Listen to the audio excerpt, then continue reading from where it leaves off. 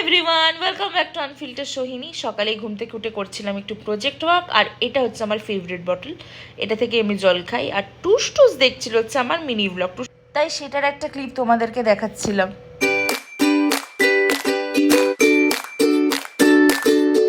আর এই ওয়াটার বটলটা আমাকে বোন বার্থডেতে গিফট করেছে, ভীষণ সুন্দর। আর এত সুন্দর দেখতে বলে আমার আরও জল খেতে ইচ্ছে করে, নাহলে আমি জল খেতে খুব একটা ভালোবাসিনি। আর তোমাদেরকে তো বলাই হয়নি, আমাদের বাড়িতে এসছে নতুন সদস্য, বাট নতুন সদস্যর এখনও কিন্তু অন্নপ্রাশন হয়নি। আমরা খুব শীঘ্রই নতুন সদস্যের অন্নপ্রাশন করব, গোপু সোনার। তাই তার আগেই আমরা যখন বাড়িতে নিয়ে এসেছি, আমার বোন আর মা লিটারেলি মানে খাওয়া দাওয়া শুরু করে দিয়েছি, বিকজ না খাওয়া দাওয়া করে রাখলে কি আর ভালো লাগে। আর রেডি হয়ে গেছিলাম বোনকে পড়তে দিতে যাব বলে। আর এই ব্যাক কভারটা তোমাদেরকে দেখানোই হয়নি, এটাও বোন আমাকে বার্থডেতে গিফট করেছিল, এত সুন্দর।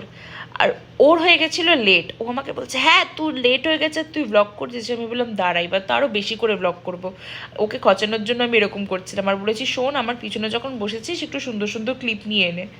এখন জানো তো মিনি ব্লগটা 1 মিনিটের বেশি দেওয়া যাচ্ছে বলে আমি ভীষণ মজা পেয়েছি, কারণ মিনি ব্লগ ওই 1 মিনিটের মধ্যে কি সবসময় আমি তো ফাস্ট ফরওয়ার্ড করে দেখাতে হতো, আর এখন এত সুন্দর করে তোমাদেরকে দেখাতে পারি। ব্যাস বোনকে পড়তে দিয়ে আমি চললাম নিজে নিজে ঘুরতে, কারণ ওই দিন কলেজ ছিল না, মানে আমাদের দুটো ক্লাসই ক্যান্সেল ছিল।